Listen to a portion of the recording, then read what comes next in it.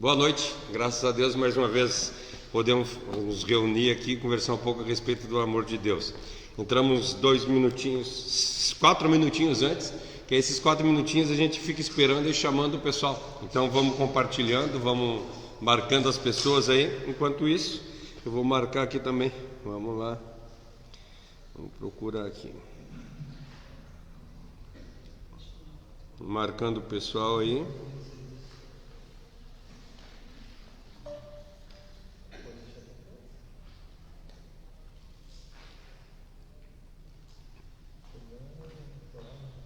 Gente, eu me perco. Marcando o pessoal aí.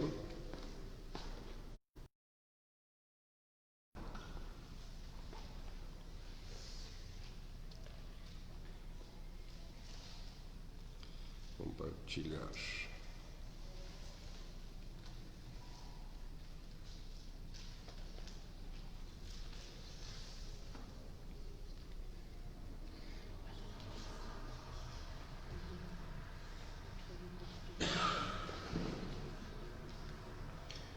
Vamos marcando o pessoal. Hoje é muito interessante o assunto. Eu falo isso toda semana.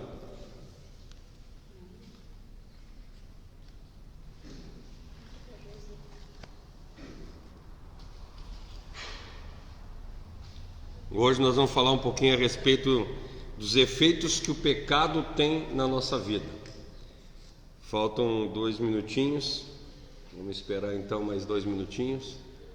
Vocês vão marcando aí, marcando a mãe, o pai, o tio. Não deixe ninguém de fora hoje, porque hoje a conversa é boa.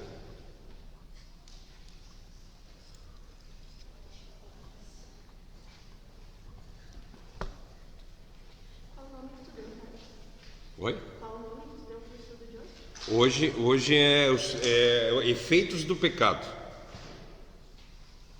Vou falar sobre os 4 terríveis efeitos que o pecado faz na nossa vida. Hoje é espetacular. Na realidade é meio que uma continuação. Nós ficamos 2 semanas estudando o 19, 20 e 21. E hoje nós vamos estudar o 22, 23 e 24. Mateus 22, 23 e 24. Aqui tem pessoas que vieram pela primeira vez fazer o estudo. Então, enquanto não chega nas 8 horas, para vocês entenderem, nós estamos estudando o Sermão do Monte. Nós começamos a estudar em maio de 2019. Nós estamos em setembro de 2020, faz um ano e 3 meses que nós estamos estudando o Sermão do Monte. Começamos no Mateus 5:1. Aí estudamos 5.1, 5.2, 5.3, 5.4, 5.5 e hoje nós estamos no 6.22. Vamos entrar no 6.22. Então tá, 8 horas, vamos fazer uma oração. Vou pedir para o presbítero Paulo fazer uma oração para nós. Deus e Pai, te entregamos, Senhor, esse momento em tuas mãos, Senhor. Peço que venhas com a tua graça, com o teu poderoso Espírito Santo, Senhor, rondar esse lugar, Pai. Venha nos trazer entendimento da palavra, Senhor. Venha, Senhor, nos guiar pelo teu caminho, Senhor. Peço, Senhor, que conduza o pastor Cláudio, Senhor, no ensino da palavra, que o seu nome venha a ser glorificado nesse lugar, Senhor. Em tudo te agradecemos em nome de Jesus. Amém. Amém. Amém. Graças a Deus. Nós estamos numa sequência, nessas 2 últimas semanas nós estudamos a respeito da riqueza, que foi o Mateus 6, 19, 20 e 21, que falando a respeito aonde está o nosso coração, ali também está, onde está a nossa riqueza, ali também está o nosso coração. E esses 3 versículos, eles são mais ou menos uma continuação. Então vamos ler. Eu estou na linguagem de hoje, né? Eu vou ler na linguagem de hoje, que diz assim para nós assim, ó: os olhos são como a luz para o corpo. Quando os olhos de vocês são bons, todo o corpo fica cheio de luz. Porém, se os olhos forem maus, o seu corpo ficará cheio de escuridão. Assim, a luz que está em você vira escuridão. Como será terrível essa escuridão!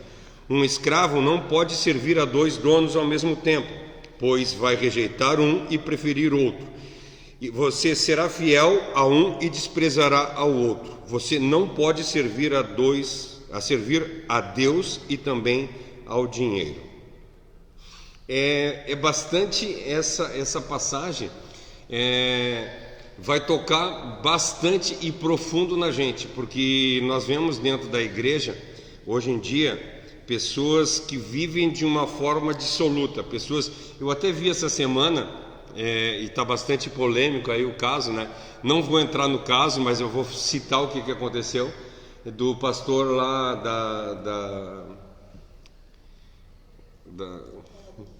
como é que é? O Valadão, né? O André Valadão e a irmã dele, mas ela falou há 2 anos atrás um assunto polêmico, e bastante polêmico, e bateram bastante nele, bateram bastante também numa coisa que ela tinha explicado há anos atrás, mas é que nós temos que parar. Aí se perguntar para mim, ele está certo ou ele está errado? Prefiro não opinar, porque senão a polêmica ela sempre aumenta cada vez mais.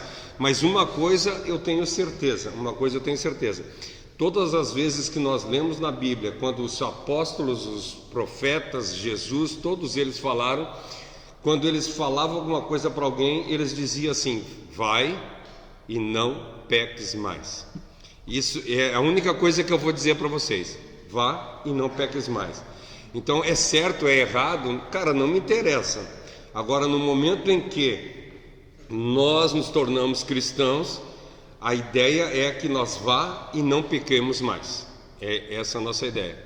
E eu consigo não pecar mais. Eu não estou falando isso. Eu tenho que ir e não pecar mais. Eu tenho que fazer força para não pecar mais. A palavra de Deus diz para nós: aquele que roubava, não roube mais. Aquele que matava, não mate mais. Aquele que fofocava, não fofoque mais. Aquele que mentia, não minta mais. E assim todos os outros pecados. Por que eu estou falando isso? Quero ler uma historinha para vocês aqui, para começar. Um certo pastor pregava fortemente a respeito do pecado. Falava aberta e penetrantemente, referindo-se ao pecado como uma coisa abominável que Deus odeia. Certo dia, um membro da igreja falou assim: não queremos mais que o Senhor fale tão abertamente sobre o pecado, porque se os nossos filhos ouvirem tanto sobre esse assunto, facilmente eles se tornarão pecadores. Chame de erro, de tropeço, o que lhe parecer bem, mas não fale mais claramente que é pecado. O ministro foi na prateleira de remédios, pegou um vidrinho de estricnina, marcado como veneno, e disse: veja o que o senhor quer que eu faça. Deseja que eu mude o rótulo. Suponhamos que eu tire esse rótulo e coloque outro mais ameno. Por exemplo, essência de hortelã-pimenta. Pode o senhor prever o que aconteceria? Quanto mais brando for o rótulo, mais perigoso faremos o veneno. Então, quanto menos nós falarmos contra o pecado, mais perigoso ele vai se tornar na vida da gente. E não é a gente rotular de uma outra forma que vai mudar a situação, não vai. Para vocês que estão a primeira vez, é um bate-papo. Isso é um bate-papo hoje, tá? Não é um culto. Então, se vocês tiverem dúvida, quiserem perguntar, pode perguntar. O pessoal da live também pode perguntar, pode falar, comentar, colocar ideias. Fiquem à vontade, tanto vocês aqui quanto o pessoal de casa, pode falar. Na realidade, eu tenho que o culto deveria ser assim, tá? Eu acho que lá, antigamente, o culto era assim. Que quando Paulo pregava lá, as pessoas falavam. Os homens falavam, né? Isso já foi falado também. Esse aí. Antigamente a disposição das cadeiras também. Oi? Antigamente a disposição das cadeiras era diferente, por isso que isso. Convidava o debate à conversa. Isso, que na realidade isso foi falado no primeiro dia do Sermão do Monte. Que como era a disposição do pessoal, né? Lá vai falar, disposição. Jesus Cristo estava aqui, depois de Jesus Cristo tinha os apóstolos, depois dos apóstolos os outros, conforme o grau de intimidade com o preletor. Então os caras que ficavam mais perto, não é que nem na igreja hoje, né? Eu brinco que na igreja é assim, quando a gente vai num show, para ver um show de alguém, as pessoas vão bem cedo para chegar nas primeiras cadeiras. Na igreja o pessoal vem cedo para sentar longe. Eles querem sentar, quanto mais longe da igreja é pior. Agora vocês viram, não sei se vocês viram que nós adotamos uma outra forma nos cultos aqui da igreja, né? Nós não colocamos cadeira lá para o pessoal vir para cá. Aí conforme, depois que enche aqui, a gente começa a botar cadeira lá, porque o pessoal chega e senta tudo na porta. O pessoal parece que quer correr. É incrível. Então assim, mas voltando ao assunto que nós estamos, né? Então assim, nós temos uma grande força, na realidade, para o pecado. Então eu quero falar hoje com vocês sobre os efeitos do pecado, ou melhor, 4 efeitos do pecado. Eu quero conversar assim, ó. A Bíblia é repleta de instrução. Nós vemos muitas vezes o sentido positivo lá, diz assim, que nós devemos fazer assim, mas também tem a parte negativa, que diz assim, não façam isso, não façam aquilo. Mas por que tem tantas vezes, se nós parar para pensar, se nós pegarmos a Bíblia, ela é de capa a capa a instrução, ela sempre mostrando o que é certo, o que é errado. Por que é tanta instrução assim? Porque por causa do efeito maligno do pecado. O pecado, ele toma conta de nós de uma forma que vocês não têm noção, ou melhor, vocês têm noção, vocês vivem, né? Nós vivemos dentro do pecado. Nós, desde que Adão pecou, o pecado entranhou dentro de nós. E eu acho interessante a passagem que fala para nós lá em Romanos 7, que ele diz assim: quem me livrará do corpo dessa morte? A morte está entranhada em mim, a morte está agarrada em mim, o pecado está agarrado em mim. Eu fiz um comentário agora na quarta passada, quando o Leonel estava falando a respeito do Salmo 119, que essa passagem ela foi citada porque lá naquela época eles eram tão maldosos quanto a morte, que houve casos dele pegar um cadáver e amarrava o cadáver numa pessoa viva, e eles deixavam eles grudados um no outro, para a pessoa viva morrer, o cadáver ir comendo a pessoa viva, e a pessoa ela é morta pela morte do outro. Sabe, né, que é uma carne morta, se ela encostar em ti, ela vai tomando conta de ti e vai pegando. E isso eles faziam. Por isso que ele citou: quem me livrará do corpo dessa morte? Ele está citando uma coisa que eles faziam naquela época. Eles usavam isso como punição, né, pastor? Isso. Punição para homicídio, por exemplo. Eu li, não recordo agora, que, por exemplo, se eu cometesse um homicídio contra uma pessoa, aquela pessoa que eu matei seria amarrada ao meu corpo para que eu morresse pela morte dela. Pela morte dela. Mais ou menos isso. Então assim, e eles eram muito. Hoje em dia nós vivemos a época do mimimi, né? Não pode nada, isso não pode nada. Naquela época, cara, eles faziam coisas mirabolantes. Os cristãos eram colocados dentro de piche, empendurado num poste e ateado fogo para ele virar luminária para as pessoas passar e ter luminosidade nas ruas. Então assim, eles eram muito maus. Mas isso não é o que nós queremos falar hoje, né? Hoje nós vamos falar sobre o nosso pecado. Então assim, eu quero falar com vocês, por causa desse pecado e o efeito maligno dele, eu quero me basear no livro de Martyn Lloyd-Jones. Se vocês quiserem pegar o livro depois, o nome do livro é A Imunda Servidão do Pecado, de Martyn Lloyd-Jones. Então eu vou me basear, eu quero falar sobre 4 coisas que o pecado faz, que está escrita nesse livro. Então vamos lá. A primeira coisa que eu quero conversar com vocês é: o pecado perturba e desorganiza o equilíbrio do homem e o funcionamento normal e a qualidade do ser humano. No momento que nós começamos a pecar, isso nós estamos falando lá em Adão, foi totalmente o que era para o homem ser, o homem deixou de ser. Ele não é mais o que para que ele foi feito. Então assim, nós precisamos, para entender isso, lembrar do que é a constituição do ser humano. Do que ele é constituído? O ser humano é constituído de espírito, alma e corpo. Nós somos trinos, né? Assim como Deus é Espírito, Deus Pai, Deus Filho e Deus Espírito Santo, nós somos espírito, nós somos alma e nós somos corpo. Nós somos divididos em 3 partes. Então, assim, essa é a ordem de importância: espírito, depois a alma e depois o corpo. Então era dessa forma, essa forma é a forma correta e a forma que deveria ser exatamente. O espírito é a nossa mente, é os nossos pensamentos. Isso que é o espírito. Quando a gente fala de espírito, a gente está falando do pensamento do homem. A palavra de Deus diz para nós que enganoso é o coração. Quando a palavra de Deus fala sobre coração, ela está falando sobre mente, ela está falando sobre o espírito. Então quando ela diz enganoso é o nosso coração, ou seja, a nossa mente é enganosa. Nós nos enganamos a nós mesmos, Então, se a gente parar para pensar, a gente está sempre tentando conseguir alguma forma de burlar. Eu acho interessante quando a gente faz o estudo de direito, a gente fala que o direito a gente arranja uma forma de burlar a lei, e a nossa mente arranja uma forma de burlar a lei de Deus, da forma que nós deveríamos agir. Ou seja, nós gostamos sempre de viver o mais perto possível do pecado. Então por isso que a gente pergunta sempre: até onde eu posso fazer que não é pecado?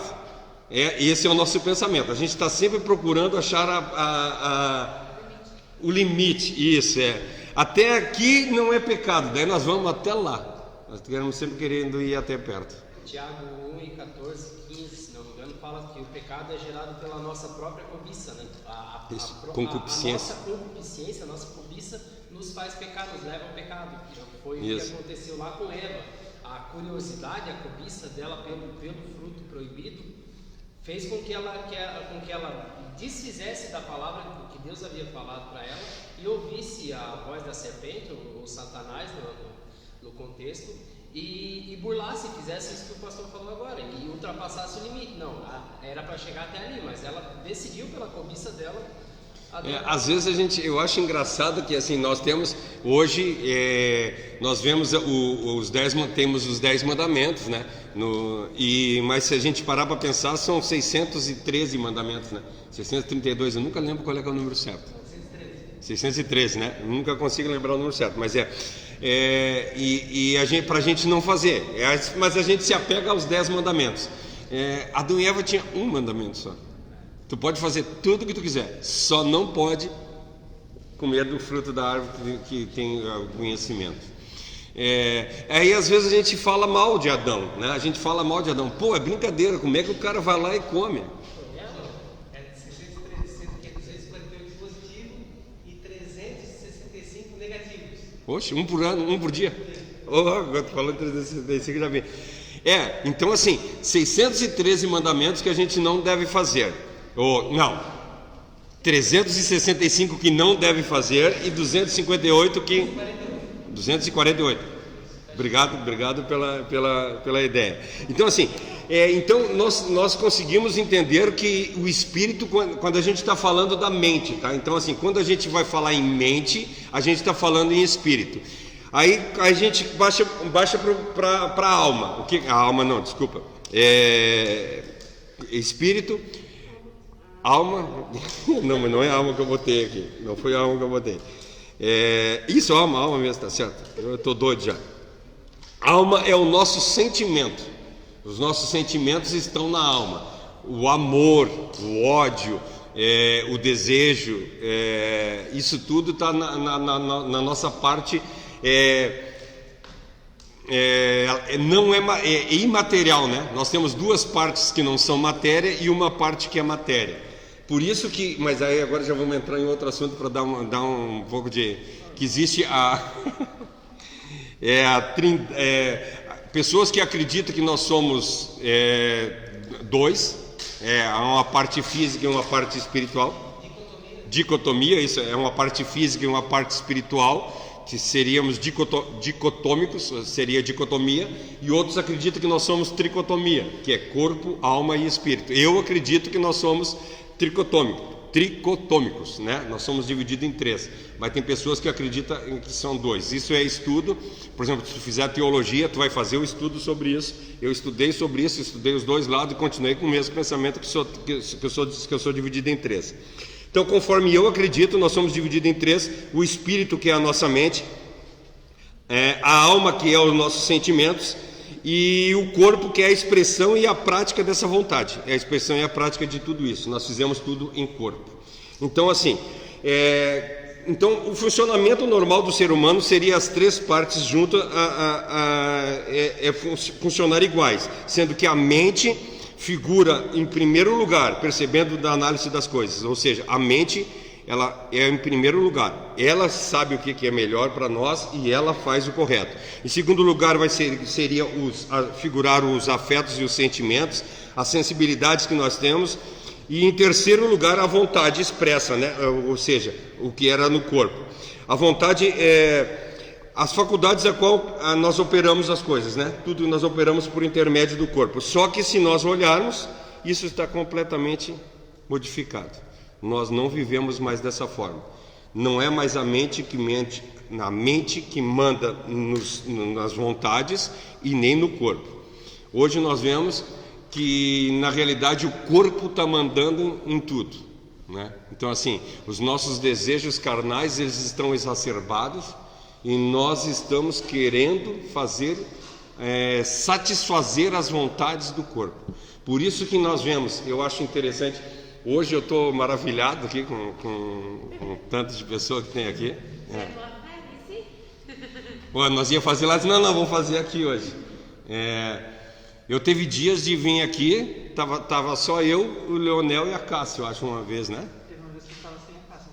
E um dia tava só eu e o Leonel. E aí, sabe que quando tu chega aqui, só eu e o Leonel, e eu ligar a câmera e conversar, que nem eu estou conversando com vocês agora.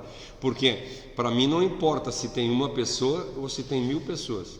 Eu estou falando da palavra de Deus e eu vou falar da palavra de Deus. Entende? Eu acho que nós devemos ser dessa forma e eu vou continuar sendo assim. E vou continuar falando com o mesmo entusiasmo. Entende? Porque a palavra de Deus... Por quê? Por causa que eu estou em espírito, não estou servindo a carne. Mas por que eu falei isso? Porque teve várias vezes, eu não estava aqui, eu ainda estava na Igreja Batista, e a Igreja Batista, eu congregava na Igreja Batista de Forquilinhas, que é do lado do Itaú ali, e eu moro aqui perto da rua da delegacia.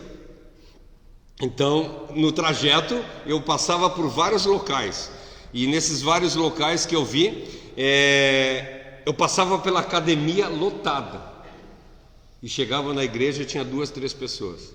Ou seja, nós estamos mais preocupados com o nosso corpo do que com a nossa alma. Nós estamos mais preocupados com as coisas temporais do que com as coisas carnais. Então é errado eu fazer academia? Não, de forma alguma, não estou dizendo isso. Nós temos que nos cuidar, nós temos que fazer exercício, nós temos que correr. Se tiver condições, faz academia, mas tu nunca pode abrir mão do teu espírito. Por quê? Por causa que, eu vou agora já pulando um pouco aqui no que eu vou falar, né? Eu vou dar uma notícia para vocês, eu não sei se vocês sabem, vocês vão morrer. Vou fazer uma revelação aqui. Vou fazer uma revelação para vocês, vocês vão morrer. E todas as pessoas que morreram até hoje, eu não vi nenhuma levar as coisas que elas fizeram aqui. Então, assim, nós estamos preocupados em fazer uma casa melhor, nós estamos preocupados em nos formar na faculdade, nós estamos preocupados em tudo que é tipo de coisas aqui dessa terra. E no momento que nós partimos daqui, não levamos nada. E tem uma palavra, não sei que livro está aí, que Deus fala, né, que o que vale o homem ter toda a riqueza e perder tua alma, não é verdade? Isso. É uma coisa que não encaixa na cabeça de muita gente. Que vale o homem ganhar o mundo inteiro e perder a sua alma. E nós estamos tão preocupados com as coisas do mundo. Eu não estou falando de vocês, eu estou falando de mim. Porque nós estamos preocupados com as coisas do mundo. Nós estamos preocupados com a nossa saúde, nós estamos preocupados com o nosso ganha-pão. E não estou dizendo que isso seja errado, por favor, que às vezes nós não podemos cair nem de um lado e nem do outro. Isso, se vocês verem nas lives nas passadas que nós falamos a respeito de riqueza, vocês vão entender que nós temos que ganhar o pão de cada dia, nós temos que honrar os nossos compromissos, nós temos que nos alimentar, nós temos que nos vestir, mas nunca podemos deixar que isso seja o primeiro lugar da nossa vida. Em primeiro lugar da nossa vida sempre tem que ser Deus. Sabe, eu acho interessante, porque aqui, se nós vemos no último versículo que eu li aqui, diz assim, ó, no último versículo diz assim, ó, vocês não podem servir a Deus e ao dinheiro. Em outra tradução diz assim, nós não podemos servir a Deus e a Mamon ao mesmo tempo. Mamon, para vocês, às vezes a pessoa acha que Mamon é um Deus, né? Não, Mamon não é um Deus. Mamon é uma forma que naquela época eles expressavam qualquer coisa que tinha valia, riqueza. Nós lemos os 2 versículos anteriores, aonde está o teu tesouro, ali também está o teu coração. Mas ele aqui nesse momento, ele não está falando a respeito do tesouro, ele está falando a respeito de dinheiro mesmo, dinheiro, riqueza, bens, posse. Quando ele está falando aqui que a gente não pode servir a 2 senhores, e nós olhamos, se nós lermos a Bíblia inteira, a única parte que compara Deus a alguma coisa é essa passagem. Ela compara o dinheiro a Deus. Não podemos servir a 2 senhores, não podemos servir a Deus e a Mamon. Então a única coisa que é comparável, biblicamente falando, a Deus, em objeto de adoração, é o dinheiro. E eu acho interessante que às vezes eu vejo pessoas dizendo que o dinheiro não é bom, o dinheiro é a raiz de todos os males. Querido, não é isso que a Bíblia diz para nós. A Bíblia diz para nós que o amor ao dinheiro é a raiz de todos os males. O dinheiro é bom, tá? O dinheiro é bom. Ruim é a gente ter amor a ele. Esse é o problema. É nós abrirmos mão de uma eternidade em troca de dinheiro, em troca de bens, em troca de posição. Isso eu canso de falar, e vocês veem no púlpito, e eu falo isso, não é uma, não é 2 vezes, é várias vezes. Se nós colocarmos os nossos desejos carnais acima de Deus, nós estamos perdidos, completamente perdidos. Nós estamos falando isso em qualquer objetivo, Em primeiro lugar tem que estar o reino de Deus na vida da gente. E porque ele diz assim, colocar em primeiro lugar as coisas de Deus e todas essas coisas vos serão acrescentadas. Então ele vai nos dar tudo que nós necessitamos. Aquilo que a gente precisa, eu preciso de uma BMW, eu preciso de um iPhone 27, eu preciso de um... Não, eu não preciso de nada disso. Eu preciso do pão de cada dia. Eu preciso da vestimenta. E é isso que ele fala lá para nós, né? Nunca vi Salomão em toda a sua vida se vestir tão bem quanto um lírio, que não tece e não... Me esqueci agora a passagem, né? Mas nunca vi o Salomão tão bonito quanto um lírio. Nunca vi um pássaro cair de fome. Ele voa tranquilamente e tem o alimento. E por que nós temos tanta preocupação com o pão de cada dia, se nós sabemos em quem nós temos crido? Tu sabe em quem tu tem crido? Então simplesmente confia em Deus e Ele vai fazer o que tu precisa. Como eu te disse, Ele não vai te dar o que tu quer, Ele vai dar o que tu necessita. O problema é que nós estamos preocupados com o que nós queremos. Mais uma vez, nós saímos da mente e voltamos para a carne. Nós queremos que a nossa carne seja satisfeita. Então assim, nós temos que lutar contra o funcionamento ao qual nós estamos vivendo e tentar voltar novamente ao funcionamento que tinha lá quando Deus nos criou, né? Eu pensei que tu ia falar alguma coisa. Então assim, nós temos que colocar a mente em primeiro lugar, percebendo e analisando as coisas. Em segundo lugar, nós temos que figurar os afetos. Então assim, em primeiro lugar, a nossa mente ela tem que olhar. Por isso que a palavra de Deus diz para nós que nós temos que viver constantemente em oração, orai sem cessar. Ou seja, se nós estivermos orando sem cessar, Todos os momentos de nossa vida, nós nunca vamos fazer nada que não seja de acordo com a vontade de Deus. Eu acho muito interessante que a palavra de Deus diz para nós que quando Pedro e Paulo passavam, a sombra dele tocava nos doentes e eles eram curados. E aí ele diz para nós que se nós tivermos fé do tamanho de um grão de mostarda, nós faremos obras maiores que a dele. Por que nós não estamos curando pessoas?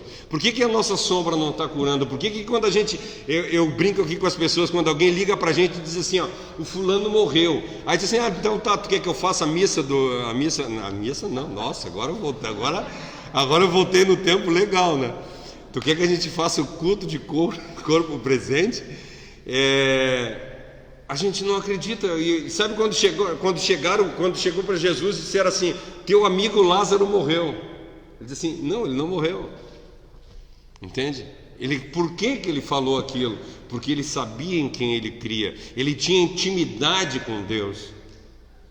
Então eu posso sair daqui e ir lá ressuscitar uma pessoa. Se eu tiver intimidade com Deus e eu saber que aquela pessoa não é para a honra e para a glória de Deus que ela vai renascer, sim, ela vai ressuscitar por intermédio dessa ferramenta aqui, mas para a honra e para a glória de Deus. Mas para isso eu tenho que ter intimidade com Deus para saber que isso acontece. Eu não posso chegar lá no hospital e fazer o que eu quero a meu belo prazer. Não, de forma alguma. Eu tenho que ter intimidade com Deus. Então, se tu perguntar para mim, por que nós não estamos curando pessoas? Por que nós não estamos ressuscitando pessoas?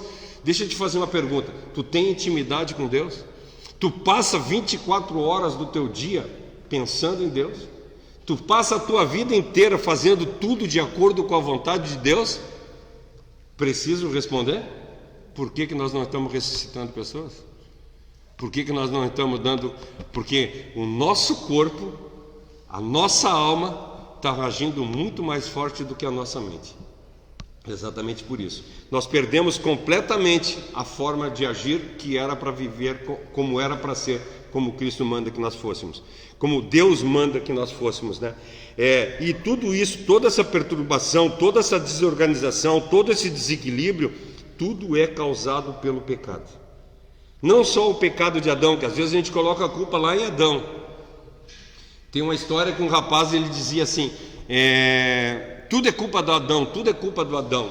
Aí um amigo dele pegou uma caixinha e colocou um negócio dentro da caixinha e colocou em cima da geladeira. E disse para o amigo dele assim, não mexe naquela caixinha, não pode mexer naquela caixinha. E foi embora. E aí ele olhava para a caixinha e disse, o que tem dentro daquela caixinha? O que ele deixou dentro daquela caixinha, pelo amor de Deus? E todo dia, aquilo começou a crescer de uma forma tão grande que ele não... Cara, ele tinha que saber o que tinha naquela caixinha. Aí um dia, não tinha ninguém em casa, ele foi lá, pegou a caixinha e abriu a caixinha. E aí dentro da caixinha estava escrito, foi isso que Adão fez. Entende? Exatamente isso. A gente fala mal de Adão, mas a gente é igual ou pior que Adão. A gente fala mal de Pedro porque Pedro negou, e nós negamos a Cristo todos os dias. A gente fala mal de Tomé porque Tomé não teve fé, e nós? Entende? Eu acho interessante, eu acho legal, porque às vezes uma das provas que a Bíblia é real é que ela fala mal dos caras. Entende? Eu nunca vi livro nenhum que fala mal dos... Outra coisa também na Bíblia, né, que ele fala que se a tua mão te faz pecar, arranca e joga fora para não ir no teu corpo. Exato, é isso aí. Isso está dentro do Sermão do Monte, tem umas aulas atrás aí que a gente fala a respeito disso aí também. Então assim, cara, o Sermão do Monte é primordial para que nós possamos, para todo cristão. O cristão tem que conhecer o Sermão do Monte, que ele fala demais para a vida da gente, ele fala demais. Então assim, ó, tem mais de 50, eu acho que deve ter, não, tem quantos, lembra quantos tem lá no coisa do Sermão do Monte, mas deve ter umas 40 aulas lá, 40, 50 aulas lá já deve ter, a respeito do Sermão do Monte, de versículo por versículo. Pega lá uma vez por dia, lá no tempo, cara, é uma horinha, escuta uma horinha, cada versículo, o que está falando, que tu vai ver que vai mudar bastante. Eu gostaria que alguém achasse para mim, primeiro João 3,19. Todo mundo sabe decor João 3,16, né? Porque Deus amou o mundo de tal maneira que deu o seu Filho unigênito, para todo aquele que nele crê não pereça, mas tenha vida eterna. Todo mundo conhece esse versículo. Só que daí, alguém conhece o 3,19? É 3 versículos só depois. Alguém lê para mim? A condenação está, a luz veio ao mundo, mas os homens amaram mais as trevas do que a luz, porque as suas obras eram mais. Só isso? É isso aí. Então, assim, por que nós não conseguimos chegar ao patamar de andar pela rua e curar? Porque nós amamos mais ao mundo do que a luz. Porque nós amamos mais, porque Deus amou o mundo de tal maneira que deu o Filho dele para morrer por nós. E nós amamos mais o mundo do que o Filho de Deus, o Filho dele. Por isso que nós não temos intimidade com Deus. Nós estamos mais interessados, e eu falo aqui direto, nós estamos mais interessados em pagar o nosso aluguel no final do mês do que nós montar a nossa casa celestial. Nós estamos mais preocupados em encher a nossa vida de dinheiro do que salvar a nossa alma. Mas não se entristeça. Não se entristeça que... Tem 37 vídeos do Sermão do Monte, 25 do Salmo 119. Tem 37 aulas do Sermão do Monte, lá já. Então assim, essa é a 38ª aula do Sermão do Monte que nós estamos fazendo. São 38 aulas. Então assim, cara, 38 horas dá um dia e meio. Um dia e meio.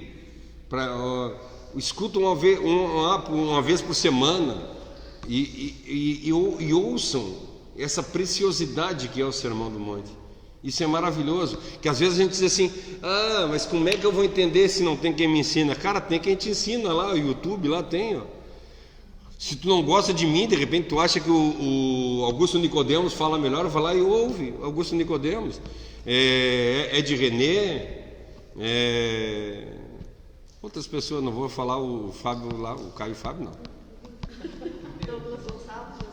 Douglas Gonçalves, Caio Fábio não. O Caio Fábio foi um cara que foi líder, mas ele meio que se perdeu assim. Então é complicado. Mas a respeito do Salmo 91, se vocês quiserem ouvir o Salmo 91, a melhor exposição do Salmo 91 é dele, tá? Do Caio Fábio. Ouço lá Caio Fábio, o Salmo 91, é muito bom. É muito bom. Foi a melhor exposição que eu vi. Porque às vezes ali a gente cai numa utopia, né? O Salmo 91, se tu parar para pensar, é uma utopia. 1000 cairão ao teu lado, 10.000 à tua direita e nada vai te acontecer. Querido? Entende?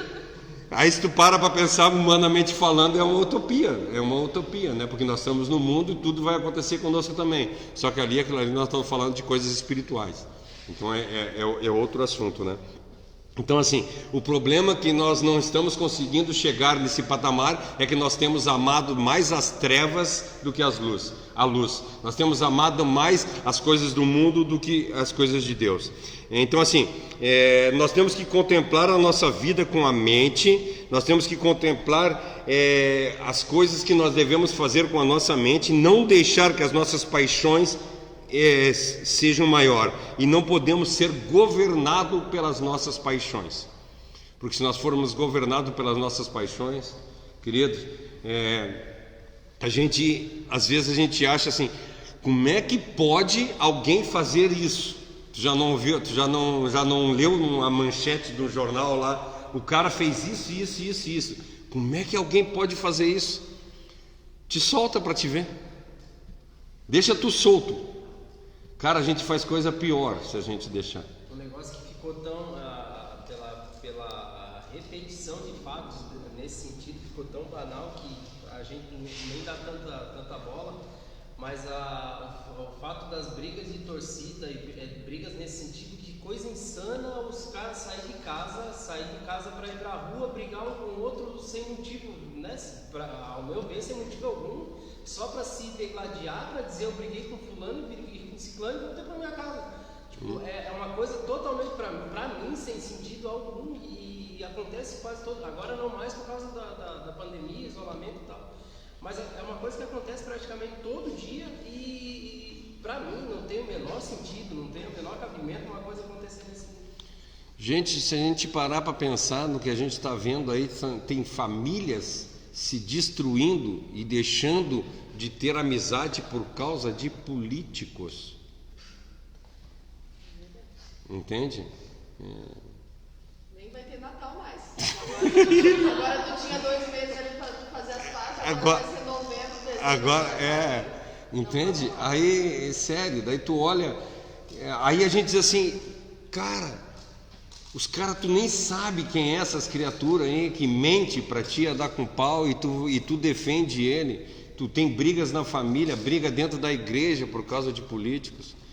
Sabe, eu vou ser sincero para vocês, eu estou excluindo, se você falar de política, eu deixo de seguir você. Pode contar com isso. Se tu botar lá, Bolsonaro é bom, eu te tiro. Se tu botar Bolsonaro é ruim, eu te tiro. Para mim não interessa o Bolsonaro, para mim interessa é Cristo. Entende? É isso que nós temos que ter em mente. Nós temos que ter é Cristo em mente, nós temos que falar é de Cristo. Sabe? Ô Leonel, fala para nós aquilo que tu fala, do cara que falou lá a respeito do Facebook, lá, faz favor. Mas fala aqui perto, né? É que eu gosto bastante de acompanhar alguns vídeos na internet e Tira para escutar melhor. E tem um canal chamado Teologueiros, que é um cara que se formou há pouco tempo em teologia e ele faz vídeos tirando dúvidas da galera. E ele estava comentando justamente sobre uma frase do John Piper, que é um pregador bastante famoso, que o John Piper falou que no juízo final as redes sociais vão ser testemunhas de que nós tínhamos tempo para pregar o evangelho e não pregamos. E daí o Douglas, que é esse cara do Teologueiros, ele disse que ele vai mais longe do que o John Piper. Ele diria que no final dos tempos as redes sociais vão ser testemunhas de que aquilo que a gente fala de eu não estou pregando o evangelho para todo mundo porque eu não quero magoar, não quero ferir, eu tenho que cuidar da minha maneira de falar com o evangelho, as redes sociais vão ser testemunhas de que isso é mentira, porque para defender teu político tu desfez amizades. Então tu não tem medo de pregar o evangelho e machucar as pessoas. Tu só não quer machucar as pessoas pelo evangelho, mas pelo teu político, pelo teu time, isso não tem problema. Sabe, isso é triste de a gente ver, que pessoas se indispõem com o outro por causa de time de futebol, por causa de político, por causa de tudo e por causa da palavra de Deus. A gente diz assim, eu não vou me indispor com o meu vizinho. E pior ainda, às vezes ele dá mato numa discussão, os caras, que loucura, né? Tirar a vida do outro por causa de um time, por causa de uma pequena boba. Agora vai ajudar a dar a vida, falar do amor de Deus para os outros. Não. Vocês lembram que antigamente tinha aqueles, lá na Inglaterra tinha um time de futebol que eles eram mal, matavam as pessoas, me esqueci o nome. Os hooligans, isso, os hooligans, eu tentava tentando lembrar o nome e não lembrava. Que eles eram terríveis, os hooligans, falavam deles, eles eram apavorantes. Cara, a gente olha hoje aí os esquerdistas. Na Argentina tem um grupo semelhante que meio que segue a doutrina dos hooligans. E aí a gente vê pessoas hoje, o cara é adepto do Bolsonaro, os caras vão lá e batem nele. O cara é adepto do Lula, vão lá e batem nele, pelo amor de Deus. Entende? São pessoas que perderam completamente o juízo. Entende? Ou seja, a minha alma, a minha razão, ela está valendo muito mais do que qualquer outra coisa. Entende? Tu não pode falar mal dos meus pensamentos. Eu penso assim e esse é o correto. Eu não aceito que tu ache que eu esteja errado. Entende? A gente vê isso dentro de casa, às vezes, o pai que não quer aceitar que os filhos falem que ele está errado. A mãe que não quer aceitar que o pai fale que ela está errado.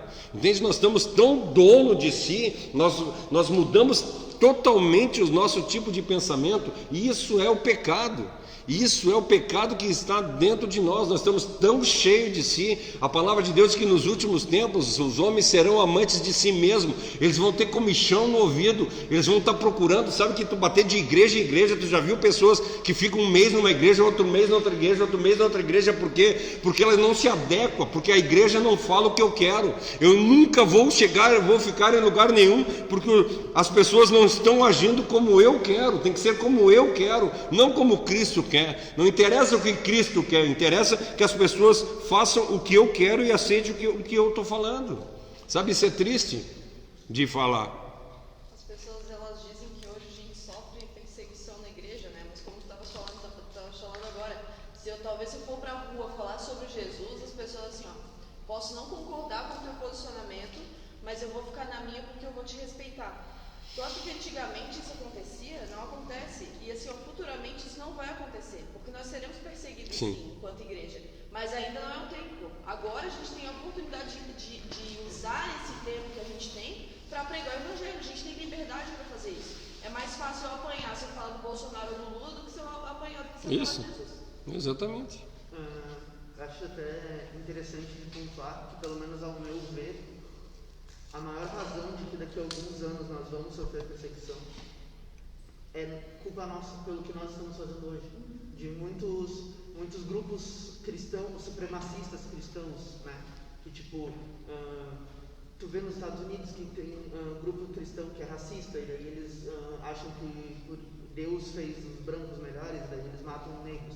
Ou tipo, qualquer tipo de pensamento que, se tu não concorda com o que eu acho que Jesus falou, tu tem que morrer. E esse tipo de gente fazendo movimentos ativistas pelo mundo inteiro, eventualmente eu acho que a perseguição vem disso, vem por culpa nossa, por culpa da gente ter deixado a igreja se corromper totalmente, assim. E eu queria comentar que o Cleiton botou, daí eu vou ler o versículo que ele falou, que é Mateus 24, 12. E por multiplicar-se a maldade, o amor se esfriará de quase todos. É exatamente isso. Sabe, nós estamos tão cheios de si, tão arrogantes, que eu estava falando que nos últimos tempos nós vamos ter comichão no ouvido e vamos procurar coisa que seja de acordo com a nossa vontade, que nós não queremos saber o que os outros pensam. Sério, eu não quero saber. Eu não quero dar honra para o outro. Sabe, ontem nós tivemos uma reunião aqui e o pastor falou a respeito de empatia. Sabe, empatia é uma palavra legal, uma palavra que é muito legal e nós devemos, e eu sou de acordo com, até o Leonel, conversando com o Leonel deu essa ideia e eu achei melhor, que eu acho assim, nós deveríamos nem ser empáticos, nós deveríamos ser cristãos. Cristo não se colocou no lugar de ninguém, Ele morreu pela pessoa, entende? Então eu não tenho que, sério, eu vou fazer para o Paulo porque eu vou me colocar no lugar dele. Não, eu vou fazer para o Paulo porque ele é o Filho de Deus. Eu tenho que dar um passo. A palavra de Deus diz para nós que quando alguém te pedir para andar uma milha, vai e anda 2 com ele. Eu não tenho que ser empático, eu tenho que ser mais do que isso. Não é me colocar no lugar do outro, é fazer mais do que tem que fazer pelo outro. Eu vejo muita empatia como tu conseguir imaginar, sentir o que seria se tu estivesse passando por aquilo que a pessoa está passando. Compaixão, né? Compaixão. O que eu vejo que o cristão deveria ser é misericordioso. É isso. E não é tu pensar o que seria se tu estivesse passando, tu dizer, não, tu não vai passar por isso, eu vou passar isso. Isso. A pessoa da frente. A empatia é uma coisa assim, ó, por exemplo, se colocar no lugar do outro. Se eu me coloco no lugar, por exemplo, eu vejo que nas aflições que o Leonel está passando, talvez seja mais fácil para mim. Sim. Agora, se eu vou me colocar no lugar do outro para não julgar ele, eu vou olhar para ti e dizer assim, pô, Leonel está fazendo isso aqui, deixa eu ver se eu me coloco no lugar do Leonel. Pô, mas eu não faria isso, Leonel. Não tem como tu ser empático, a não ser que assim, ó, dessa forma, porque tu não é. Tu não tem como, eu vou me colocar no lugar do outro. É muito fácil para ti dizer assim, eu me coloco no lugar do outro quando é um período de tristeza que ele está passando. Agora, quando é para não julgar o outro, se coloca no lugar do outro para tu ver. Vamos fazer, como é que é? Vamos dar um spoiler aqui. Cara, no 7.1 é maravilhoso. Cara, cadê? Aí é pra dar com os pés, né? Um dos exemplos que eu acho mais lindo sobre empatia é o próprio samaritano lá, da parábola do samaritano. Ele chegou aos pés daquele moço e se moveu o seguinte com a compaixão, né? Eu acho que um dos maiores exemplos para mim, na minha visão, sobre empatia é sentir as dores, né? Porque até que o Léo fala que sentir a dor daquela pessoa. Mas como que eu vou sentir a dor se eu nunca passei a sentir aquela dor também, né? Então eu acho que aí tem a ver com o que você falou, né? Ser cristão Deus nos remete de algo maior do seu espírito e para sentirmos a dor do próximo também. Sabe o que é? Não é deixar de sofrer no lugar de.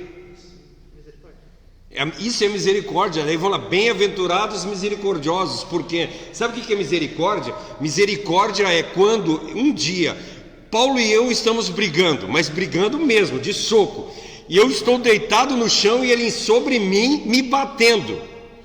Ele em cima de mim me batendo, mas me batendo mesmo, não é brincadeira, ele está me batendo de verdade.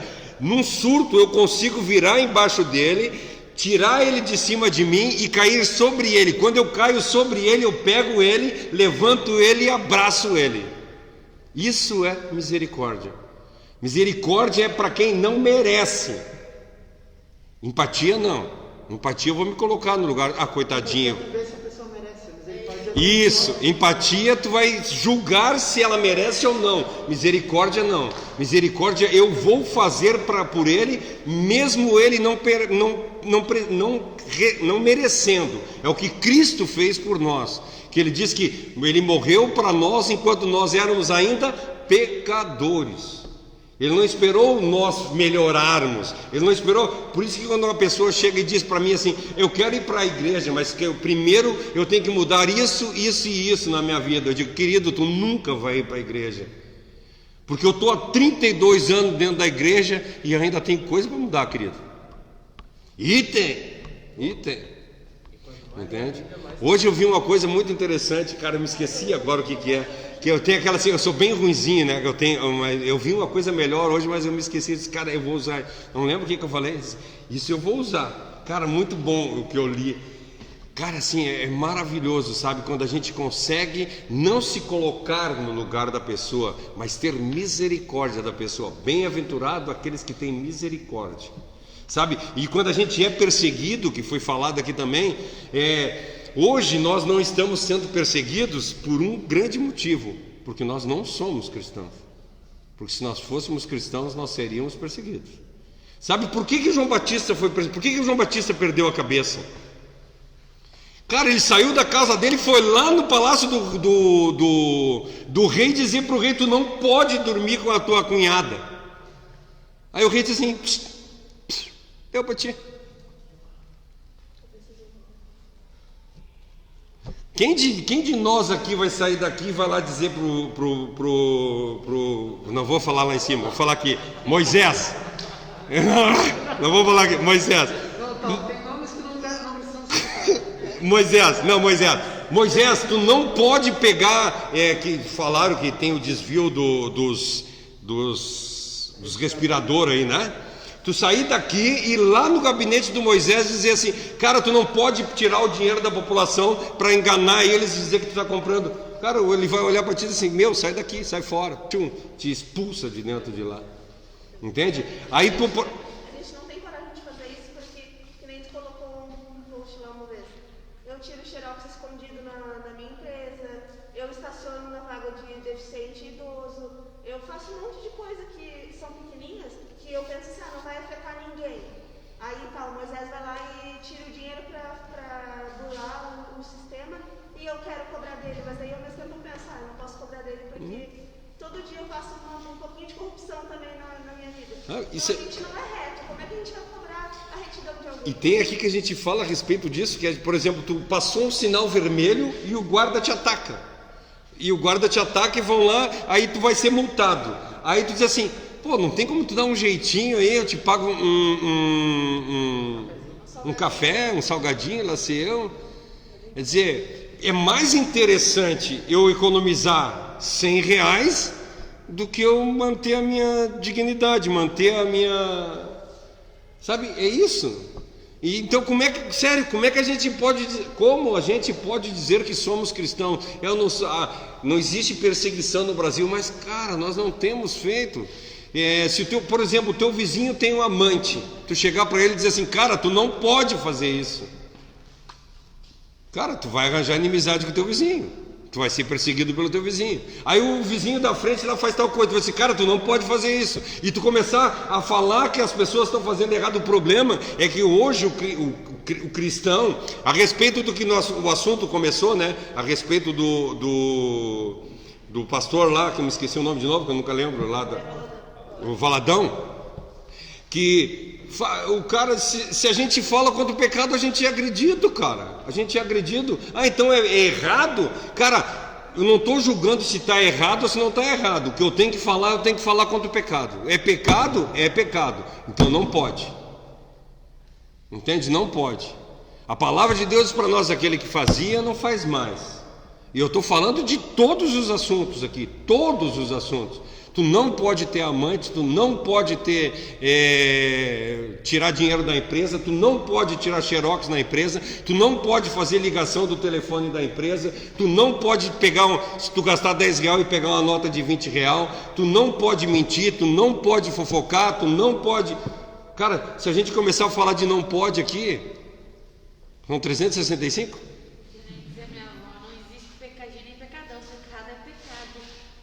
Cara, se nós pecarmos, pecado é pecado. Quanto ao julgamento, daí nós vamos comparecer diante do tribunal de Cristo, daí lá vai ter o peso, é lógico. Ele roubou 10 centavos, o outro lá roubou 2 milhões de reais, os dois estão em pecado. Mas daí lá no tribunal de Cristo, tu vai pagar por 10 centavos, tu vai pagar por 2 milhões de reais.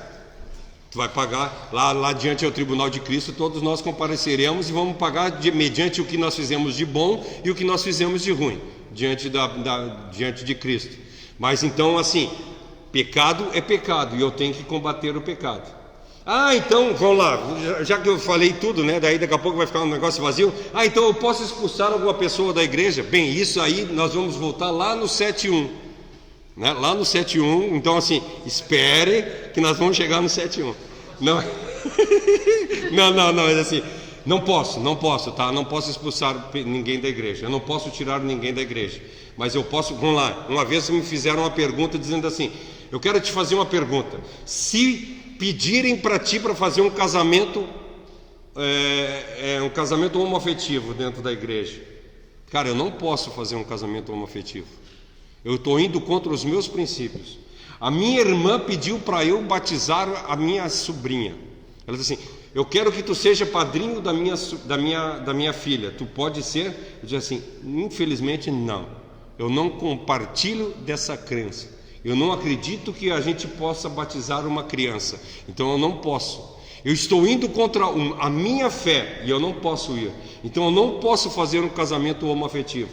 Porque eu não creio que isso seja ah, mas então ele não tem direito de ficar dentro da igreja. Claro, ele tem direito de ficar dentro da igreja, e ele tem direito até casar, se arranjar alguém que case, tudo bem, mas eu não vou ir contra os meus princípios. Se eu acredito nisso, eu não posso fazer, porque eu vou estar traindo a mim mesmo, e eu não posso fazer isso. Eu vou estar traindo a minha fé, traindo ao meu Deus. Como posso eu fazer tamanho mal ao meu Deus? Se eu creio que é assim, eu tenho que...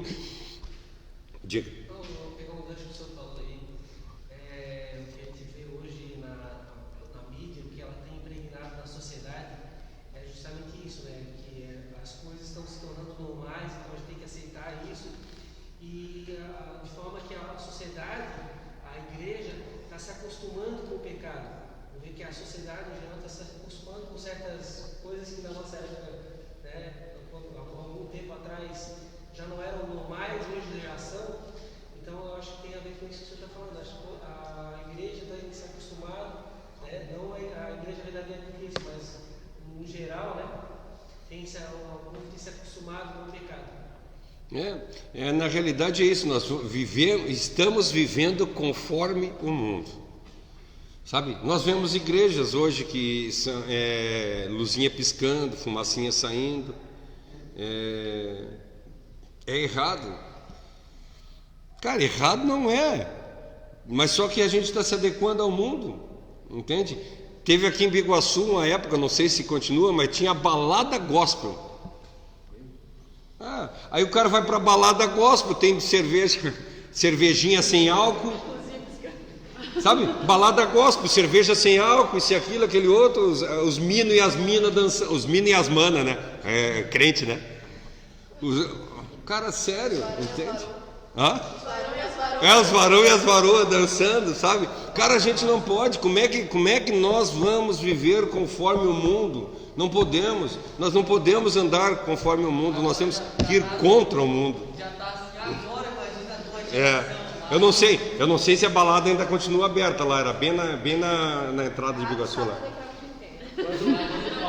Tem. Quando Paulo fala em Romanos, não vos conformeis com esse mundo, não é a expressão que ele quis usar ali não é me conformar no sentido Aceitar. de aceitar, não, é me conformar no sentido de andar conforme o mundo. Isso. Eu me formatar ao mundo, eu me moldar ao mundo, e é o que está acontecendo O pior é que eu falei aqui, eu creio assim, tá? Não me conformar é eu não andar conforme o mundo está andando. Isso, não é? Isso. Não, acho que Paulo quis dizer isso, não eu andar conforme o mundo anda. E isso vem acontecendo e cada vez mais hoje vem acontecendo. Então, acho que foi nesse sentido. A tristeza que eu vejo é que hoje em dia, isso Spurgeon já falou.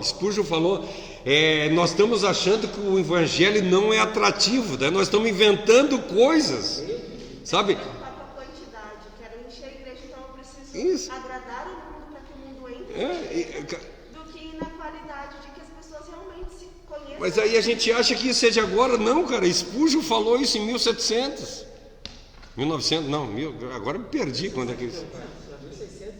1700, eu acho que foi entre 1600 e 1700. Quem tu ia falar? O problema é que nós começamos a andar conforme o mundo e aceitar o que o mundo faz, e começamos a achar, eu preciso chamar, como é que eu vou chamar os jovens para a igreja? Vamos fazer uma balada. Como é que eu vou fazer? Eu tenho que agradar os jovens. Não tenho que agradar os jovens, eu tenho que falar do pecado contra o jovem, pro pecado, para os jovens. Eu tenho que falar contra os jovens pro pecado. Não. Domingo eu falei sobre o joio e o trigo lá. Qual é o nosso papel em relação ao joio e o trigo? Porque uma coisa que tem me tocado bastante é justamente a igreja não saber, nós como igreja, e aqui eu não estou colocando só a igreja como uma coisa mundana, mas também a igreja de Cristo hoje não tem conseguido enxergar qual é o propósito dela na Terra.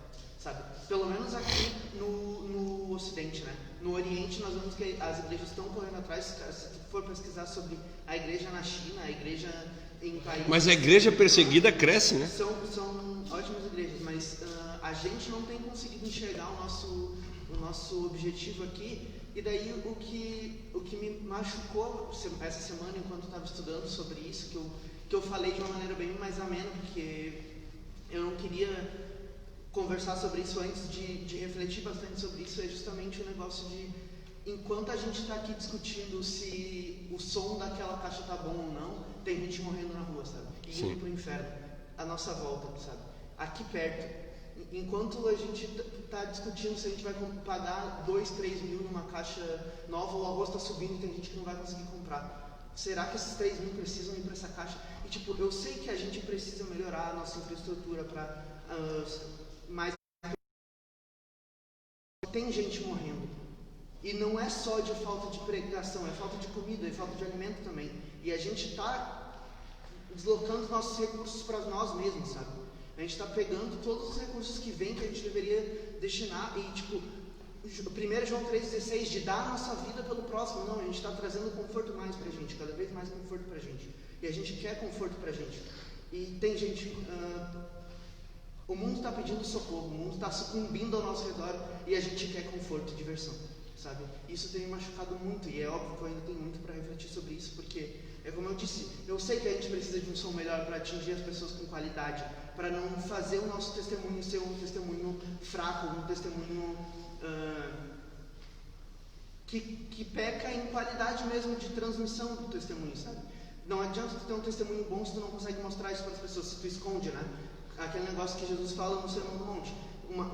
A luz, ela não pode ser coberta, ela precisa ser mostrada. Então a gente precisa ter essa infraestrutura para mostrar para o mundo essa luz. Só que ao mesmo tempo a gente não pode deixar essa infraestrutura virar um conforto tão grande que em prol desse conforto a gente está deixando pessoas morrerem. Prioridades, né? Exatamente. A questão de prioridades da igreja. Até o que a Josi falou aqui, né, que eu estava falando a respeito do Spurgeon lá, da preocupação do Spurgeon. E aí nós começamos tão preocupados em quantidade. Nós estamos tão preocupados em quantidade. Porque eu tenho que comprar um iPhone para fazer uma filmagem melhor, uma mesa que custa 20 mil reais para ter um som melhor na live, porque eu quero atingir a pessoa que está no Rio de Janeiro. E o meu vizinho está morrendo de inanição. Entende? Nossa, doeu demais agora o que o Leonel falou. Sabe? Isso é triste. Eu estou preocupado com o cara do Rio de Janeiro para ele ouvir o que eu estou pregando e a pessoa que está do meu lado passando necessidade. A gente tem que ter estabelecido qual é a nossa visão, né? Eu entendo que tem pessoas e igrejas e ministérios que são chamados para determinadas coisas e outros ministérios chamados para outros. Por isso que a gente é um corpo. Por exemplo, se nós, enquanto PNL, nós somos a mão, por exemplo, nós quisermos fazer o trabalho do pé, não vai dar certo. Por quê? Por isso que eu acho que as igrejas elas têm que se unir nesse propósito, que cada uma vai poder alcançar um pouco de gente. Sim. É esse o propósito da igreja na Terra. É cada um no seu jeito, na sua forma, conseguir alcançar. Se nós alcançamos essa quantidade de pessoas, por exemplo, na quarta solidária, poxa, eu queria na minha mente que a igreja fulano de tal fizesse, a outra igreja fizesse. Não, mas esse propósito é para nós. Sim. Aqui. Se a outra igreja quiser fazer, amém, mas o propósito é para nós. Então eu entendo que as pessoas assim, às vezes elas querem alcançar uma coisa que Deus não escreveu para si e acaba tipo assim, a gente ficando frustrado porque não consegue alcançar aquilo que a gente gostaria de alcançar e ao mesmo tempo não entendendo o propósito da gente estar fazendo aqui, das pessoas que a gente tem alcançado aqui, sabe? Sim. Eu vejo assim, poxa, eu vejo o pessoal do Benjamin, mas a PNL vai alcançar só o Benjamin. Cara, se o PNL alcançar só o Benjamin, que bênção. O problema... A gente tem que olhar para as almas, são almas que estão vindo através do propósito que Deus estabeleceu aqui na Forquilinha. Se for da vontade de Deus abrir uma outra fora do país, amém, glória a Deus, mas vai ser no tempo dele e na vontade dele. Foi essa visão, eu estou hoje na PNL por essa visão que Deus me deu. Deus me deu, como eu já, não sei se a maioria eu acho que aqui não conhece a minha visão. A minha visão, eu comecei a distribuir alimentos, comida para moradores de rua na rua, batendo, passando de carro e dando comida para eles. Aí eu disse, cara, não é isso que Deus mandou, não quer que eu faça. Dali eu passei para fazer culto na praça de Florianópolis, e ali eu levava alimento para os moradores de rua na praça de Florianópolis. E ali Deus falou comigo muito forte assim, por que tu está na praça de Florianópolis levando comida, se tem pessoas passando necessidade na Forquilinhas onde tu mora? Entende? Essa é a visão que a igreja teria que ter. Se todas as igrejas tivessem essa visão, nenhum bairro passaria necessidade, porque o centro cuidaria do centro, a Forquilinhas cuidaria da Forquilinhas, o Siniro cuidaria do Siniro, e cada igreja cuidaria do seu local. Leiam, eu acho que esse eu não indiquei, Watchman Nee, Ortodoxia da Igreja. O livro Ortodoxia da Igreja do Watchman Nee, que vocês vão ver o que é a igreja. Igreja é aquilo que vocês conhecem, as igrejas que tem na Bíblia. A igreja de Éfeso. A igreja de Éfeso a igreja de Éfeso cuidava do quê? De Éfeso. A igreja de Colosso cuidava do quê? De Colosso. Cada igreja cuidava do seu lugar. Então a igreja de Forquilinhas cuida de quem? De Forquilinhas. Entende? O problema é quando nós estamos tão preocupados com o mundo que nós esquecemos Forquilinhas. Entende? É isso que eu acho que o Léo quis falar aqui, que nós estamos e depois eu falei, eu estou tão preocupado em ter uma imagem boa na internet, um som bom na internet, que eu me esqueço às vezes de usar os recursos que eu estou recebendo para atender Forquilinhas. Então eu tenho que deixar de investir ali? Não, de forma alguma, eu não estou dizendo isso. Mas o problema é que eu tenho, em primeiro lugar, alguma coisa. Então eu tenho prioridades, o que tu falou, prioridade. Minha prioridade é cuidar de forquilinhas. Então eu vou ter o orçamento, vamos lá, vamos fazer o orçamento, né? Me entra R$1.000, desses R$1.000, R$900 eu estou fazendo R$900 eu vou investir em vidas e R$100 eu vou investir em equipamentos, né? Vamos lá, eu estou só chutando aqui os valores. Eu vou mais fundo ainda, tipo, eu citei questão financeira, porque é uma coisa bem fácil de perceber a questão de prioridade das igrejas, e a gente consegue ver que a gente aplica bastante do que a gente tem para a Quarta Solidária. Então a gente não é uma igreja que está pecando, mas assim, existem outras prioridades que talvez a gente esteja pecando. Isso, como eu falei, eu preciso pensar mais sobre isso, eu preciso tentar ver isso, porque é uma coisa que está tocando no meu coração ultimamente, e é questão de tipo, a gente está discutindo, por exemplo, aqui a gente está discutindo sobre isso, mas em vários momentos a gente chega na igreja e quer conversar sobre se é predestinação ou livre-arbítrio. A gente quer se é com 12 anos que batiza, com 7 ou quando nasce.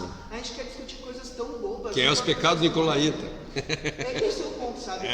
São pontos que a gente acha que são pontos chaves. Se Jesus vai vir antes ou depois da igreja, antes de 1000 anos. Do milênio, exatamente. Se vai ter tribulação ou não, se o anticristo é uma referência a um demônio ou é um político, um papa, um cara que vem da Síria, um cara que vem dos Estados Unidos. A gente quer criar a teoria da conspiração teológica ao invés de salvar almas, que é o que Jesus mandou a gente fazer. E era sobre isso que eu estava falando no domingo, sabe? É algo que eu tentei falar de uma maneira bem mais suave, porque eu não estava conseguindo mastigar aquilo naquele momento ainda não estou conseguindo mastigar isso, porque é uma coisa que para mim machuca muito no meu coração, de ver que as minhas prioridades teológicas, financeiras e todas as minhas prioridades estão totalmente erradas, sabe? Totalmente erradas. E parece que quando a gente começa a tentar entender o motivo da gente estar com as prioridades tão erradas, eu acho que eu usaria mais do que dizer que, assim como tu disse que a gente tem amado mais ao mundo do que a Deus, eu diria que a gente não conhece Deus, por isso que a gente não ama. Se a gente amasse. Mas daí tudo a gente vê que tudo que foi falado aqui, tudo é por causa do pecado. Tá? Tudo é por causa que nós estamos sendo mais governados pelo nosso corpo do que pela nossa mente. Eu vou pegar eu estava tentando lembrar um versículo, Tito. Nossa, aí Tito rebenta, né?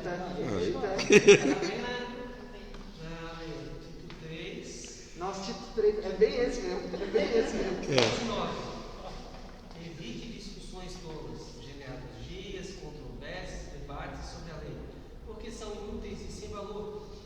Evite a pessoa que provoca divisões, depois de admoestá-la uma ou duas vezes, pois você sabe que tal pessoa está pervertida, vive em pecado, vive pecando e por si mesmo está condenada. Eu quero dizer de mim, tá, gente? Uma pessoa que eu era bem legalista, não faz muito tempo. Eu era muito focado na lei. Ele sabe que a salvação é pela graça, mas a lei é referencial do que é o pecado, né? A gente sabe isso como cristão. Jesus falou isso também. Mas eu era muito isso, eu era de discussões todas que o Léo está falando aqui. E é uma coisa que a gente é convidativo, né? Às vezes está aqui discutindo sobre discussões teológicas. Aí chegou um dado momento que o ponto da virada foi justamente isso. Eu vi alguém precisando, uma alma clamando, e aquilo ardeu forte, o Espírito Santo tocou no meu coração e realmente foi a minha mudança. Quando Deus realmente me tocou, eu precisava dessa transformação. E esse é o nosso chamado, não é ficar discutindo sobre assuntos vãos que não vai edificar sobre a pessoa. Evangelizar uma pessoa é falar do amor de Cristo e o que a gente foi transformado. Não é falar que Jesus vai voltar daqui a 10, 20 anos, que Jesus vai reinar por 1000 anos, não. É que Jesus salva, que liberta, transforma e que em breve voltará. Tem pessoas que me perguntam assim, vêm conversar comigo e dizem se eu conheço escatologia. Tu conhece escatologia? Cara, não conheço escatologia e não quero nem saber de escatologia. Para mim o interessante é soteriologia. Vamos trazer para o assunto que as pessoas entendam, né? Vou falar em português, vamos falar em português. Hã? NTLH, vamos traduzir. Cara, eu estou preocupado com revelação, com o que vai acontecer amanhã. Eu estou preocupado com a salvação. Entende? Que é a besta de 7 cabeças, 8 chifres, 17 rabos que está escrito na Bíblia? Cara, não me interessa o que é isso. O que me interessa é que eu tenho que seguir a Cristo. É isso. 17 rabos, agora, essa foi boa, né? Tira para aí. A hierarquia. Mulher fica calada. Depois eu pergunto em casa. Os caras usam a Bíblia aqui até para isso. Vamos lá. O pastor citou João Batista e o motivo pelo qual ele formou, mas a grande pregação e o que ficou de João Batista como fala foi o arrependei-vos. Arrependei-vos. Mas arrepender do quê? Do pecado, que é o nosso tema principal aqui. Se arrependam do pecado, se arrependam. E isso o próprio Deus falou para Caim, não vou lembrar em Gênesis 4, se não me engano. O pecado está à tua porta e ele quer te consumir, mas cabe a você renunciar, cabe a você combater. Então, ou seja, me arrepender do pecado pode ser um passinho atrás, um passinho antes de cometer. Eu posso, antes de cometer o pecado, eu posso, na minha lucidez, eu posso me desviar dele também. A palavra que uma palavra que tu leu um pouco antes, tu disse um pouco antes, né? O pecado ele só acontece depois que ele é pensado e me esqueci a passagem, cara. Tiago. Oi? Quando é aguçado. Agora eu vou ter que ler. Eu tenho que ler. Tá, só o que tu ia falar? Então, assim, pastor, o que eu penso, né? A gente trouxe essa fala. Quando atraído e engodado. Que o Leonel, né, trouxe para nós ali no culto a respeito do joio do trigo, que eu falei sobre o ID na minha ministração. Só que se a gente ficar nessa mesma discussão e a gente não aplicar, isso, cara, não adianta nada. Tipo assim, se eu ficar aqui, porque isso aqui não deveria ser feito, isso não deveria ser assim, e eu não agir para aquilo que deve ser feito de fato, eu vou ficar aqui presa num lamaçal e eu não vou conseguir transpor isso. Então é assim, a gente, Deus liberou essa palavra sobre a nossa vida, nos revelou aquilo. Colocar em prática. Cara, pega isso e vai fazer. Não é, Senhor, se tu me deres mais uma revelação, Senhor, desce do céu e diz para mim assim, eu devo fazer eu agora? Me empurra. Igual o Gideão, devo eu ir? Ficar? Só mais uma confirmação.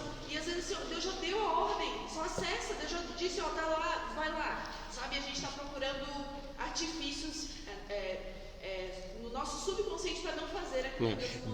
Deus dá dom para nós, tá? Então nós temos que colocar o nosso dom em prática. Eu acredito, piamente que o meu dom que Deus me deu é o dom de profecia. Eu já falei para vocês, não é dom de profecia, é dom de profeta. Se eu tiver que, eu sou parecido com que cara? Eu sou parecido com João Batista. O meu negócio é dizer para ti, te arrepende porque tu está indo para o inferno, criatura. Entende? Te acorda. Eu acho que esse é o meu ministério. Então cada um exerce o seu ministério. O ministério do ensino. Cara, é legal fazer a quarta solidária. Ontem eu estava conversando com o Leonel quando nós estávamos indo para casa. Tem a quarta solidária que eu sou responsável pelo social. Lindo, maravilhoso o social. Mas o meu negócio não é social, o meu negócio é ensino. Eu acho que nós temos que ensinar. E eu estou colocando em prática. Como eu disse para vocês, hoje nós estamos aqui, não sei quantas, 30 pessoas, 30, sei lá, tem gente aí. 25 pessoas, tinha 25 pessoas desde o início. Estamos em 25 pessoas, mas eu já preguei para uma pessoa aqui dentro. Entende? O meu ministério é esse, eu vou fazer. Teu ministério é tal? Faz. Teu ministério é tal? Faz. Qual é que é a passagem, achou? Quando atraídos e engodados. Vamos lá. Eu vou ler Tiago 1, do 13 ao 15. Ninguém ao ser tentado diga, sou tentado por Deus, porque Deus não pode ser tentado pelo mal e Ele mesmo a ninguém tenta. Ao contrário, cada um é tentado pela sua própria cobiça, quando esta o atrai e seduz, ou quando é engodado, como o pastor falou. Então a cobiça, depois de haver concebido, dá à luz o pecado, que é aquilo que eu falei, que a gente pode regredir um passo atrás. A cobiça, depois de haver concebido, dá à luz o pecado, e o pecado, uma vez consumido, gera a morte. Amém. Então é isso, nós temos que mudar. Gente, eu tô terminando o primeiro, tá? São 4 pontos, vocês não esquecem, né? Eu estou terminando o primeiro agora. Não, vou parar aqui. Acho que um dos lares Amém. Interessante que o provérbio que está na Bíblia fala muito, sintetiza isso de uma maneira tão incrível. A gente está falando sobre o pecado, isso aqui que é na nossa conversa. Provérbios 28:13. Quem encobre as suas transgressões jamais prosperará. Aquele que confessa. Mas o que as confessa e abandona, ou as deixa, alcançará a misericórdia. Os que confessam e abandonam. Entende? É isso. É exatamente isso. Gente, deixa eu só terminar aqui ligeirinho. Porque muitos dizem com a mente e pela razão, mas muitos dizem com a mente e com a razão que querem servir a Cristo, mas não conseguem porque o corpo está mais forte. Então assim, nós estamos sendo governados pelos nossos desejos, nós estamos sendo governados pelas nossas paixões, e isso tudo é efeito do pecado. Por isso que o pecado perturbou, isso foi a primeira frase que eu li para vocês, o pecado perturbou e desorganizou o equilíbrio normal do homem, bem como funcionamento das qualidades normais do ser humano. Gente, eu consegui ler só o primeiro, tá? É 4, eu li só o primeiro. Nós continuamos a semana que vem. Só que o problema foi o seguinte. Aí diz assim, eu enchi vocês de peso, né? Mas não se preocupem. Existe uma solução. Cristo. Então assim, não se preocupem com nada. Sabe, quando eu li para vocês ali, quando eu falei para vocês do Romanos 7, que diz para nós que, leiam em casa Romanos 7 ali para vocês verem, que ele fala a respeito do pecado, o peso do pecado, quem me livrará do corpo dessa morte? Eu também aqui, ó, Romanos 7:19, uma frase, porque não faço o bem que eu quero, mas o mal que eu não quero, esse eu faço. O bem que eu quero fazer eu não consigo fazer, mas o mal que eu não quero, esse eu faço. Eu não consigo, eu sou dominado pelo pecado. Eu sou cheio do pecado dentro da minha vida. Mas daí ele leu o 8.1 lá para nós, que ele diz, o 8.1, o último, 8.1. Já não existe nenhuma condenação para os que estão em Cristo Jesus. Cara, eu sou cheio do pecado, sou cheio do pecado, mas nenhuma condenação há para quem está em Cristo. Eu estou em Cristo, não existe mais. Tudo isso que eu falei, eu tenho que combater o pecado, eu tenho que lutar contra o pecado, eu tenho que fazer tudo que eu posso contra o pecado. Mas não se preocupa, porque não é o pecado que vai te salvar, é Cristo. Não é o pecado que vai te condenar, porque Cristo já pagou lá na cruz do Calvário para te dar salvação. Porque nós lemos João 3,16, nós lemos João 3,19, sim, mas João 3,16 que já não existe mais. Não existe, porque ele amou o mundo de tal maneira. Tem uma outra versão que diz assim, porque Deus amou o mundo tanto, sabe, tanto, quando ele diz tanto é porque é imensurável, não tem medida, nós não conseguimos chegar ao tamanho do amor que ele teve por nós, a misericórdia que nós falamos que ele teve por nós. Então acreditem, Deus ama vocês de sobremaneira, a ponto que deu o filho dele para morrer por vocês. Então não se preocupem. Falei bastante sobre o pecado, sim. Nós somos embaixo do pecado, sim. Nós somos errados, sim. Mas quando Deus olha para nós, Ele não enxerga mais nós, Ele enxerga Cristo por intermédio de nós. Por isso nós somos cristãos.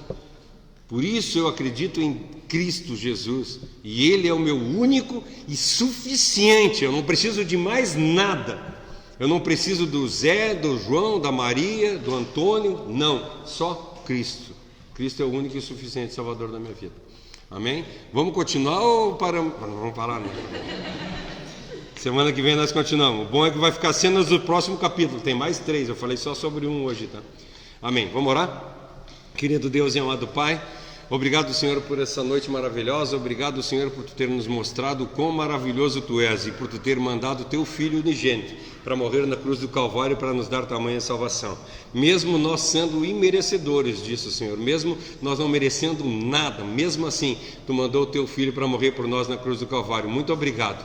Abre os nossos olhos, Senhor, não deixe nós andarmos conforme o mundo tem andado, mas que nós possamos viver uma novidade de vida, ter a nossa mente transformada, o nosso coração renovado, Senhor, e a nossa vida regenerada em Cristo. Muito obrigado por tudo, por Tu ser esse Deus de misericórdia.